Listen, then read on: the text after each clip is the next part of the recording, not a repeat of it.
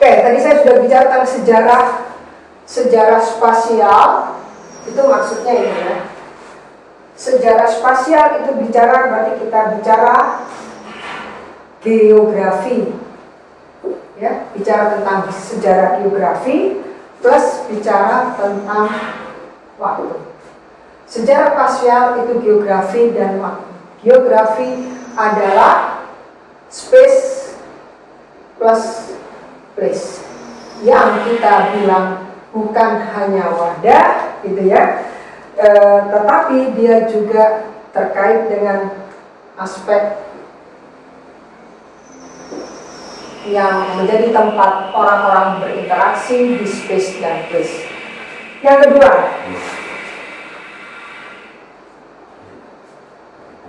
interaksi, ada pola, ada perilaku, ada komunikasi, dan ada representasi wilayah. Ada representasi wilayah yang ini dalam bahasa orang geografi disebut skala. Sejarah spasial adalah geografi plus waktu. Geografi itu adalah wadah, space dan place. Bertemu dengan interaksi. Interaksi itu terkait dengan pola, perilaku, komunikasi plus skala. Ya. Terus yang berikutnya adalah sejarah spasial dalam perkembangannya ini menunjuk pada ruang ketiga. Ini dimulai oleh orang yang namanya Henry Lefebvre. Ruang ketiga adalah praktek spasial, kemudian ada representasi ruang, dan yang ketiga ruang representasi. Ruang representasi ruang ini adalah praktek spasial. Nah, ruang ketiga ini sebenarnya secara keseluruhan dalam bacaannya orang geografi ini disebut sebagai imajinasi geografi. Ya, ruang ketiga itu disebut satu imajinasi geografi, yang kedua disebut ruang imajiner, dan yang ketiga disebut juga ruang yang nyata. Ya, ruang ketiga itu namanya adalah imajinasi geografi, bisa disebut dengan ruang imajiner dan disebut dengan ruang yang nyata. Bentuknya dalam bahasanya Henry Lefebvre adalah praktek spasial, representasi ruang, dan ruang representasi. Praktek spasial apa? Di sini orang-orang itu berinteraksi di ruang dan di sekitar ruang. Di dalam ruang dan di sekitar ruang, orang-orang itu berinteraksi. Ini disebut dengan praktek spasial. Ruang representasi adalah ruang yang direncanakan oleh arsitek, oleh birokrasi, oleh investor, plus lengkap dengan modelnya, plus dengan denahnya, plus dengan gambarnya, plus dengan semua petunjuknya yang menyatakan bahwa ini cocok untuk praktek spasial. Kalau Anda ke hotel ya, atau Anda ke mall, kan pasti dikasih petunjuk kan? Ada tulisan lift, panah, ada petunjuk toilet. Ketika Anda baca toilet, ada gambar kan? Laki-laki dan perempuan. Iya toh? Pasti.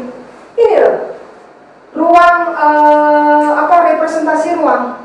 Jadi ada denah, ada gambar supaya praktek spasial Anda itu bisa berjalan dengan baik. Jadi nggak perlu nanya mana toilet, enggak.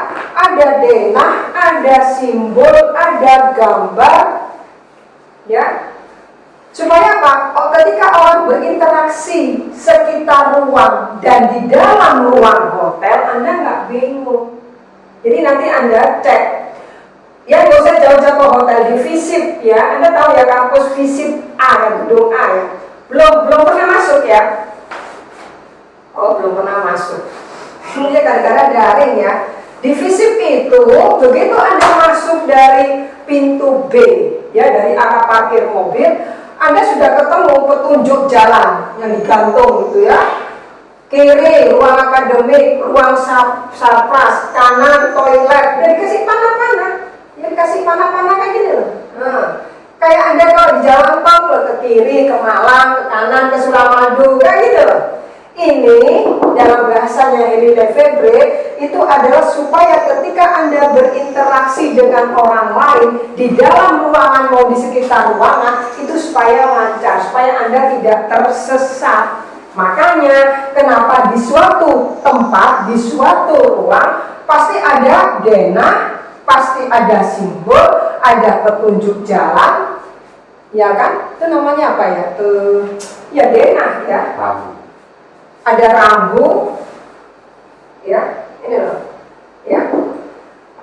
Kita tidak bicara yang ini ya, yang abstrak-abstrak, tapi kita bicara yang konkret gitu ya. Ini ya kalau Anda di FISIP ya nanti Anda kalau semester depan kita masih daring lah, jadi Anda mungkin nggak tahu kampus FISIP kayak apa gitu ya. Tapi kalau Anda ke rumah makan atau ke mall ya, pasti kan dikasih petunjuk ya. Ini kemana, kalau ke kanan kemana, nah iya lengkap tidak ada petunjuk. Tapi kalau restoran itu simbolnya apa? Garpu sama sendok. Kalau toilet simbolnya apa? Ya, kayak gitu ya. Ini adalah disebut dalam Henry Lefebvre adalah representasi ruang. Ruang yang dirancang supaya ketika orang menjalankan praktek spasialnya sehari-hari, ketika dia menjalankan kesehariannya, supaya dia bagus gitu, baik, jadi nggak kesasar. Saya mau buang air, maka saya harus ke toilet, bukan ke restoran. Maka dikasih gambar, toilet itu kayak apa gambarnya, denahnya kemana, arahnya kemana. Nah, ruang representasi itu adalah ruang simbolik yang menghubungkan 2 dan 1. Ya, jadi ruang yang akhirnya dibayangkan. Oh, kalau ke mall itu kalau mau ke toilet di lantai 1 itu belok kiri, kalau mau beli buku itu harus ke lantai 5, nah gitu loh ya. Kan ada panahnya, ada penunjuk jalan ini untuk memudahkan praktek spasialnya orang yang berada di suatu tempat atau berada di suatu ruang. Sebenarnya saya tidak fokus ke situ ya. Yang ingin saya jelaskan di pertemuan ini sebenarnya ini loh. Praktek spasial yang menyebabkan adanya konflik ini loh. Ini loh. Kenapa pemerintah dalam memproduksi ruang-ruang baru itu selalu konflik dengan masyarakat. Jadi politik tata ruang itu kebanyakan mengungkap ini. Ada ruang bagus-bagus untuk lahan produktif, untuk produksi pangan, dipakai untuk bangun hotel, dipakai untuk bangun objek wisata, dipakai untuk bangun kebun binatang, dipakai untuk apa? Itu menimbulkan apa? Kerusakan lingkungan, kerusakan lingkungan apalagi macam-macam ya dampak dari ya kayak pabrik semen yang ada di Jawa Tengah itu ya, Gunung Kendeng ya, di Kendeng ya, seperti itu ya. Itu kan gara-gara pemerintah ingin bangun pabrik semen ya, investornya sudah mau tapi lahannya tidak ada. Seharusnya ketika lahannya tidak ada ya nggak usah mengundang investor untuk membangun pabrik semen gitu loh, maksudnya mendingan untuk investasi pertanian gitu, atau untuk industri pangan, atau untuk real estate tentang pangan, itu lebih bagus daripada membangun semen ya. Contohnya seperti itu. Baik, saya lanjutkan dulu. Tadi yang bertanya enggak ya? Oke. Saya tunjukkan juga selain tadi Yi-Fu Tuan, selain Gruber juga ada seorang biografi manusia juga yang namanya Edward.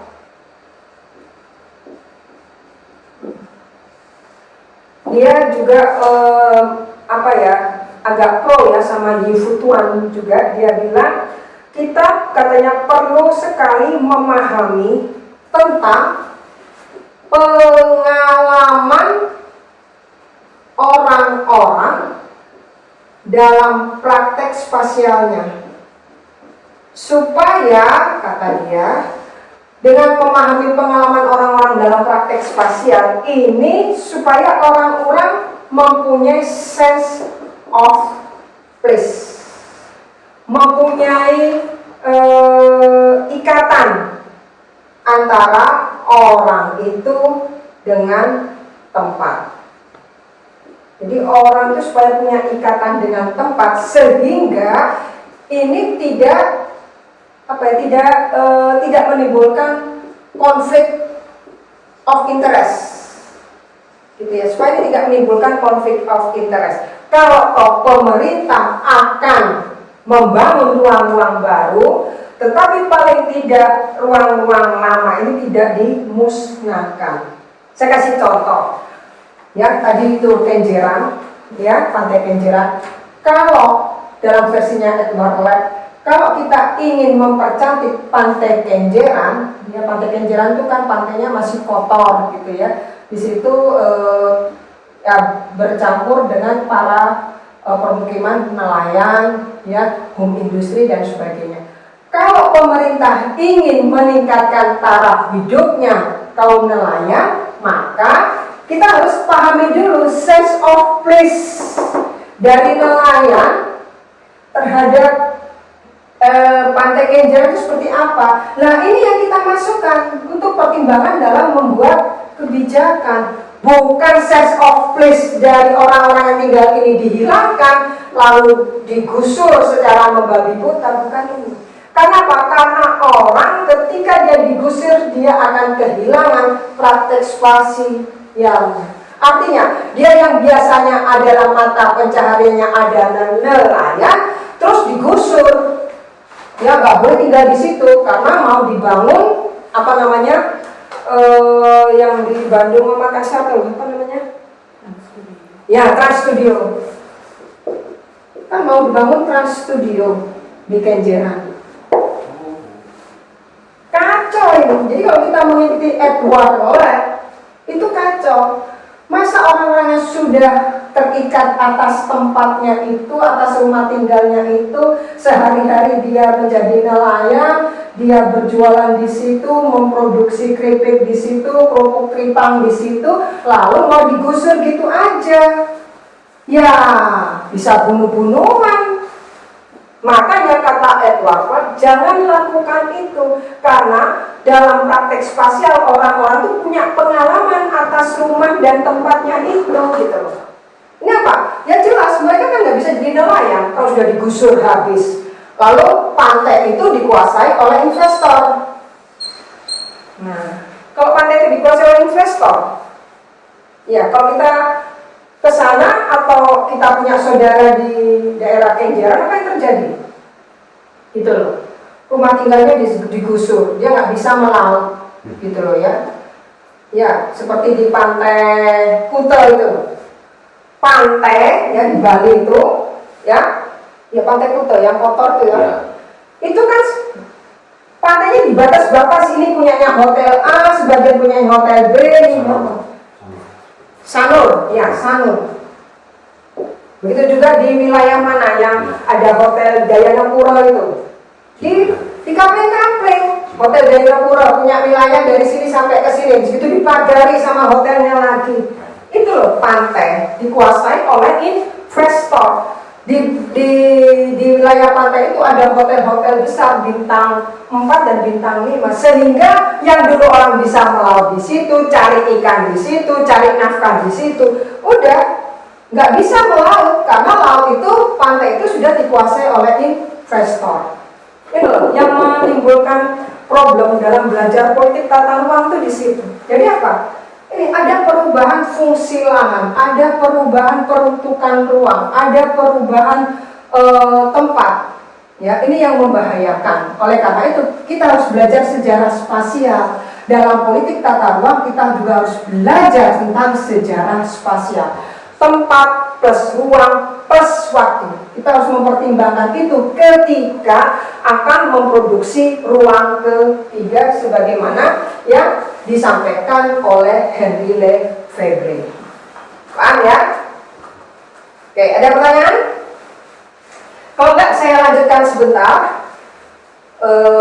Sebagai akhir dari pertemuan kali ini, saya mau melihat ini ya, tentang kasus praktek spasial dan sejarah spasial di kota.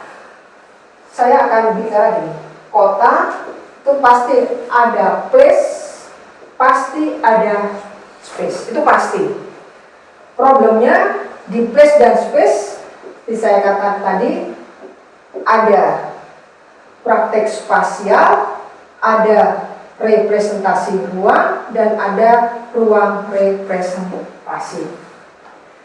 Space maupun place ini berubah sepanjang waktu. Ini mulai terjadi ya sebelum Masehi lah sampai zaman now.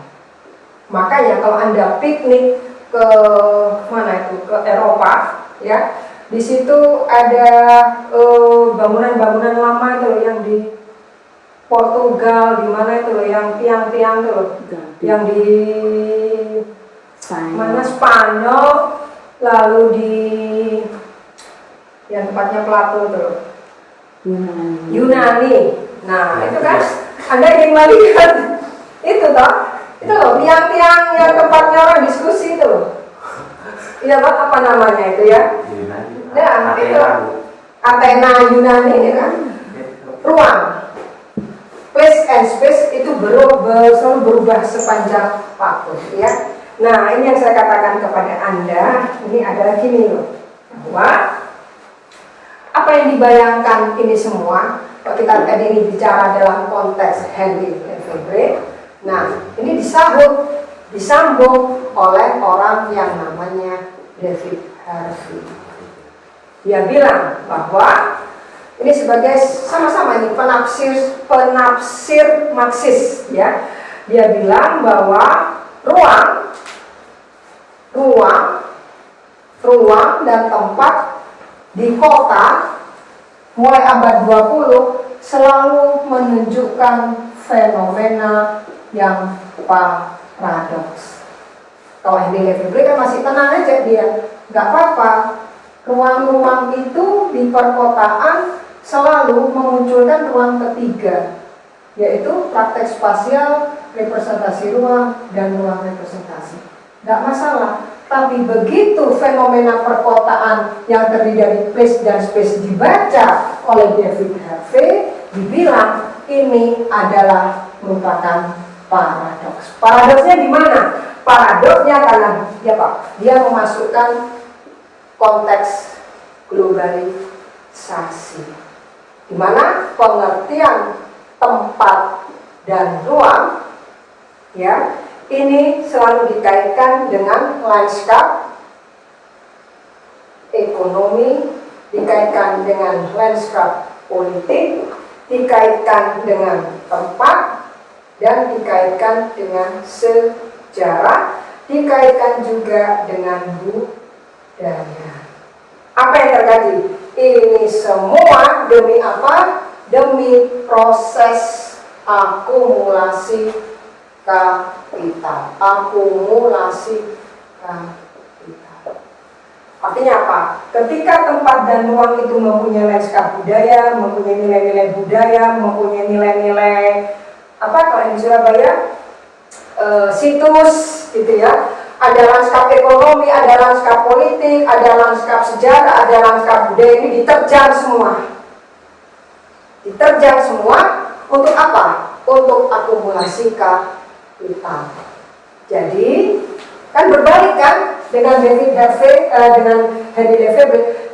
Kalau Henri Lefebvre kan nggak apa-apa menciptakan ruang ketiga, nggak apa-apa, karena ruang ketiga itu pasti memperhatikan praktek spasial dari penghuninya, Pasti praktek spasial itu sudah direncanakan oleh perencananya, dan akhirnya praktek spasial itu menimbulkan ruang representasi yang itu adalah bersifat simbolik.